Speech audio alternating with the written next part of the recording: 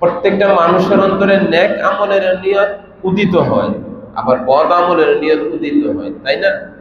এখন অন্তরে যদি কেউ বদ আমলের নিয়ত করে, এটার জন্য যদি আল্লাহ পাকড়াও করেন, এখন চিন্তা করেন তো আমাদের স্তর কইয়া যাবে, তাই না?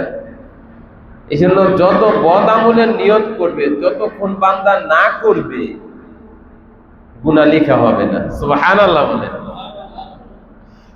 আপনি নেক আমলের নিয়ত করছেন, মসজিদ থেকে বের হয়ে অসহায় ব্যক্তির আমি 5 টাকা দান করব, দান করেন নাই, নিয়ত করছেন, আল্লাহ আমলনামা একটা সওয়াব দিয়ে দিয়েছেন। সুবহানাল্লাহ। যদি বদ আমল অন্তরে আসার কারণে যদি মানুষকে আল্লাহ পাকড়াও করতেন, আল্লাহু আকবার, তাহলে চিন্তা করেন আমরা কয়টা লোক কাল কিয়ামতের মাঠে আল্লাহর দরবারে চেহারা দেখাইতে পারতাম? সম্ভব ছিল? আল্লাহ বলেন, বান্দা বদ আমলের নিয়ত শয়তানের কারণে আইছে, বন্ধুর কারণে আইছে, তুমি করো নাই, এটার জন্য তোমার ধরাও পাকড়াও হবে না, গুনাহ লেখা হবে না।